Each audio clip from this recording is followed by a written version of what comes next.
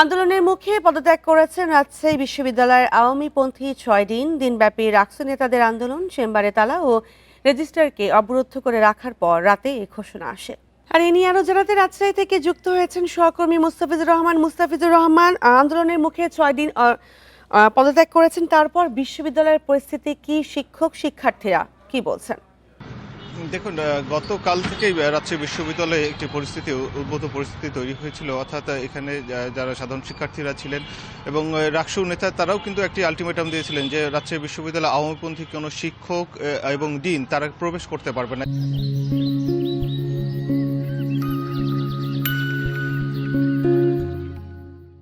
এবং রাকসু নেতা জিএস সালাউদ্দিন আম্মার তিনি কিন্তু একটি আলটিমেটাম দিয়েছিলেন যে গতকাল অর্থাৎ রোববারের মধ্যে যদি কোনো আওয়ামী লীগপন্থী শিক্ষক, কর্মকর্তা এবং ডিন তারা প্রবেশ করেন তাহলে তাদেরকে বেঁধে রাখা হবে প্রশাসনিক ভবনের সামনে।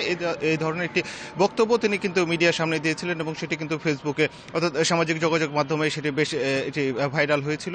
এর পরবর্তীতে আমরা দেখেছিলাম যে এরপরে আমরা উপাচার্যের সঙ্গে কথা বলেছিলাম এবং তারা যে বিষয়টি বলছিলেন যে তাদেরকে একাধিক শিক্ষক ফোন দিয়েছেন এবং তাদের নিরাপত্তার বিষয় নিয়ে বা তাদের শঙ্কা প্রকাশ করেছিলেন। এরপরে আমরা দেখেছিলাম যে গতকালকে বিশ্ববিদ্যালয়ের ৬ দিনের কক্ষে তালা দেওয়া হয়েছিল সকালবেলায়। এরপরে কিন্তু রাজশাহী বিশ্ববিদ্যালয়ের দুই যে উপ উপাচার্য রয়েছেন তাদের কক্ষে কিন্তু তালা দেওয়া হয়েছিল। রেজিস্ট্রার অফিসের মধ্যেই ছিলেন, তাকে তালাবদ্ধ করে রাখা হয়েছিল।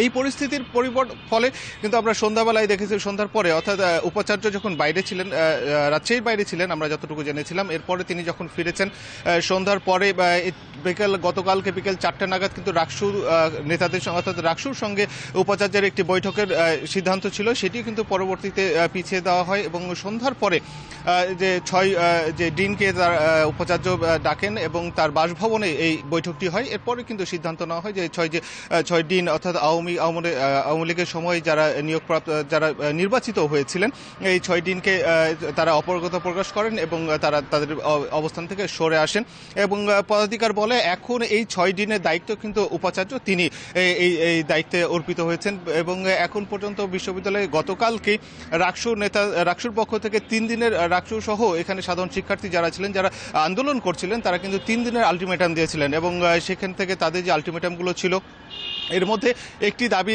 পূরণ হয়ে গেছে। অর্থাৎ ৬জন ডিন যারা ছিলেন তারা পদত্যাগ করে গেছেন এবং এক্ষেত্রে এখন যে ইস্যুটি দাঁড়িয়ে গেছে অর্থাৎ আওয়ামী লীগপন্থী শিক্ষকদের বিষয় নিয়ে তারা কি বলবেন বা যারা আন্দোলন করছিলেন, আন্দোলনকারীরা এখন যেহেতু 3 দিনের আলটিমেটাম দিয়েছেন অর্থাৎ 3 দিন পরে হয়তো বোঝা যাবে বা এর মাঝে আবার নতুন করে কোনো আলটিমেটাম আসে কিনা বা তাদের কোনো কর্মসূচি দেওয়া হয় কিনা সেটি এখন দেখার বিষয়। তবে রাজশাহী বিশ্ববিদ্যালয় বলা যেতে পারে যে হাদির মৃত্যুর ঘটনাকে কেন্দ্র করে কিন্তু রাজশাহী বিশ্ববিদ্যালয় আবার উত্তপ্ত হয়ে উঠে। এর আগ পর্যন্ত যদি বলা হয়ে থাকে তা রাজশাহী বিশ্ববিদ্যালয় কিন্তু অনেকটাই বলা যায় সুষ্ঠু ছিল, অর্থাৎ শিক্ষার যে পরিবেশ কোনো প্রকার কোনো আন্দোলন বা এই জাতীয় কিছু ছিল না। অর্থাৎ হাদি মৃত্যুর ঘটনার পর থেকেই ফের উত্তপ্ত হয়ে উঠে রাবি।